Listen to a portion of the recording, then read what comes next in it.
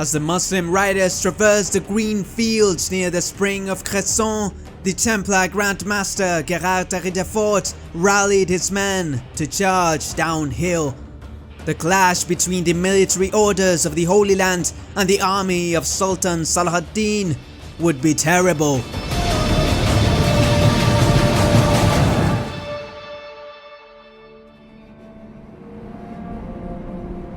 The Holy Land, 1186.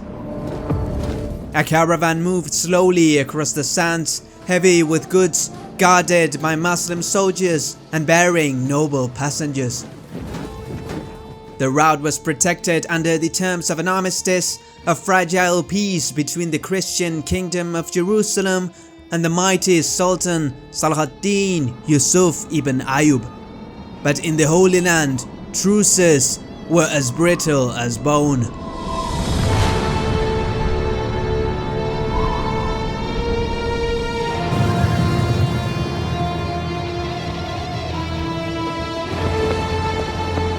Raynauld de Châtillon, the hard-eyed lord of Kerak, loomed over the marching caravan.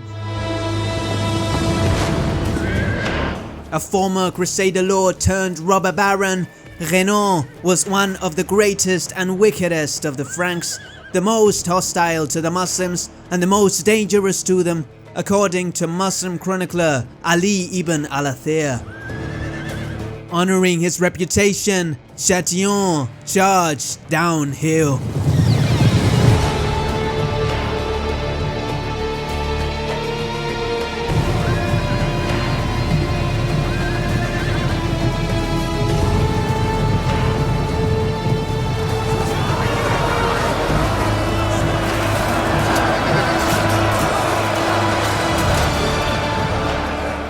According to Al-Athir, Châtillon treacherously seized every last man and made their goods, animals and weapons his booty. But most importantly, Châtillon was subject to the recently crowned king of Jerusalem, Guy de Lusignan, with whom Saladin held the truce. When the Sultan demanded Châtillon to be punished, Guy's political power was insufficient to do so. The response of the proud lord of Kerak was an open defiance to his king. I am the lord of my land, just as Guy is lord of his, and I hold no truces with his Saracens. Thus, as Châtillon's actions went unpunished, Saladin set his Ayyubid war machine in motion, determined to humble the lord of Kerak himself.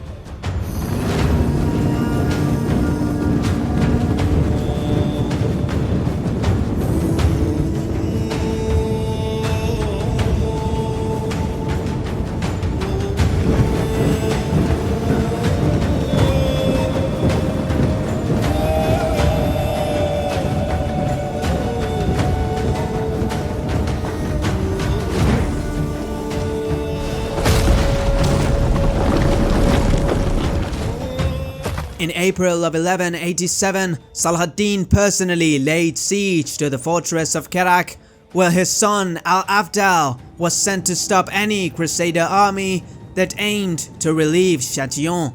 Said army was indeed coming.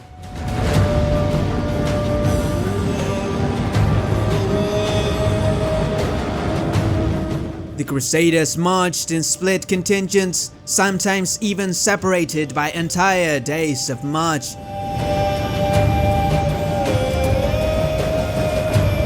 The religious orders of the Knights Templar and the Knights Hospitaller formed the vanguard and were led each by their respective Grand Masters Gerard de Ridefort and Roger de Moulins. Aiding the Templar Grand Master was the respected Jacques de Mali, a veteran knight and an important member of the order.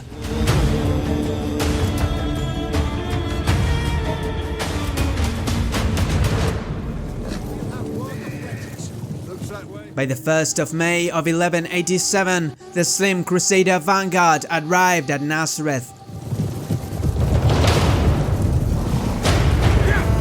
Templar Grand Master Gerard de Ridefort was soon informed of an Ayyubid band of horsemen raiding the vicinity of Nazareth and soon assembled the Christian forces in the village to meet the Muslim bandits. He managed to gather 90 Knights Templar, 50 Hospitallers and local noblemen, around 400 mixed infantry, and an unknown number of Turcopoles, likely elevating the total count to no more than 1,000 men.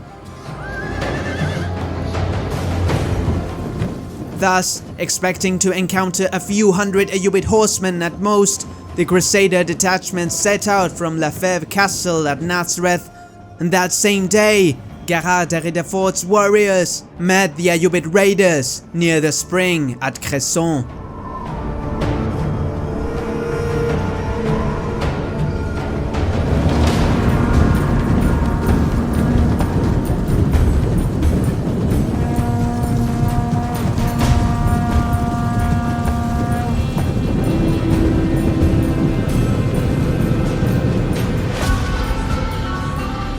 From a ridge above the spring, the Crusaders spotted enemy cavalry.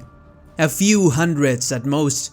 Ridefort urged the charge, but some, including the Templar Jacques and the Hospitaller Grand Master Roger de Moulins, reportedly advised caution. The enemy's strategy was unknown and the terrain offered no clear advantage. But Gerard de Ridefort, known for his impulsiveness, insisted on attacking without delay, and according to legend, he even insulted the courage of Jacques de Mali. "You are too attached to this blonde head that you wanted to keep so well." His subordinate answered bitterly, "No, I will get myself killed like a brave man, and it is you who will turn your back like a coward."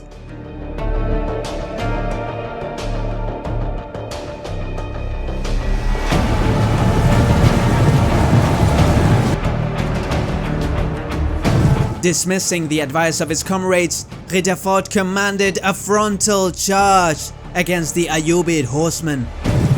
Downhill, the Ayyubid riders arranged the battle line and counter-charged the Crusader cavalry.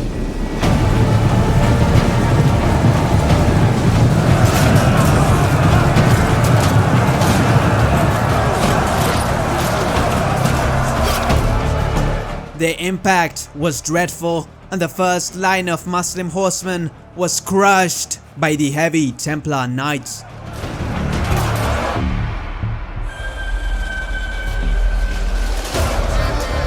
Hellish hand-to-hand combat ensued, the Ayyubid warriors being cut down or trampled to death.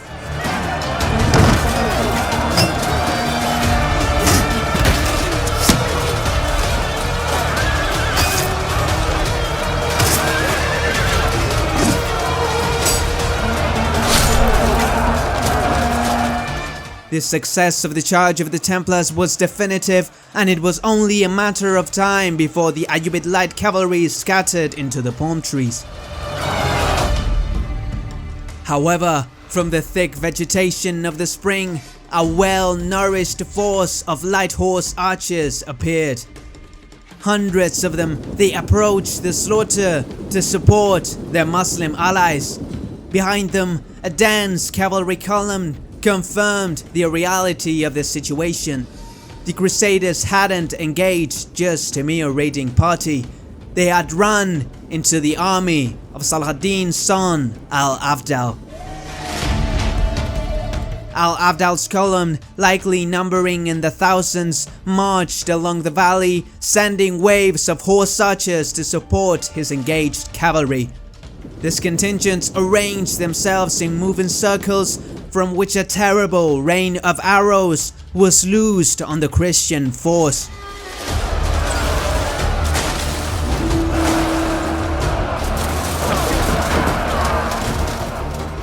The air was filled with deadly projectiles, and both Franks and Turcopoles fell everywhere to be seen. The charge of the Templar Grand Master had turned into a disaster.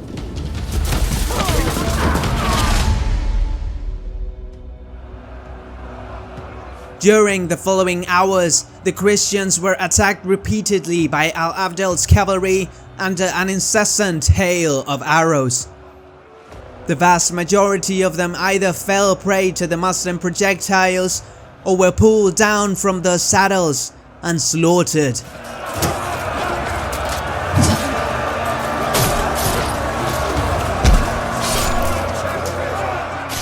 The Grand Master of the Knights Hospitaller, Roger de Moulins, died fighting among his men, as did the Templar warrior Jacques de Mali.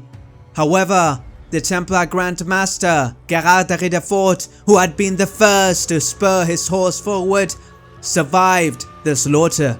The prophecy of Jacques had come true.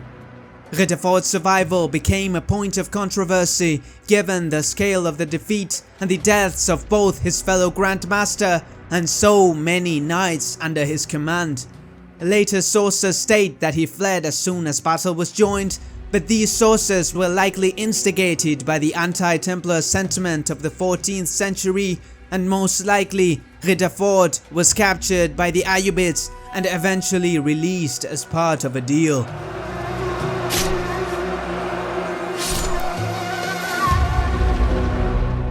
In any case, the upper echelons of both the orders of the Temple and the Hospital had been slain at the spring of Cresson right before a decisive clash against Saladin. The defeat wasn't as significant in purely military terms as it was morale-wise, and in retrospect, it was a grim omen of what was to come. As the Crusader states gathered their forces for the definitive confrontation against Saladin, the Sultan sent word to all his commanders. The battle for the Holy Land was at hand, and it would take place over the scorching sands of the Horns of Hattin.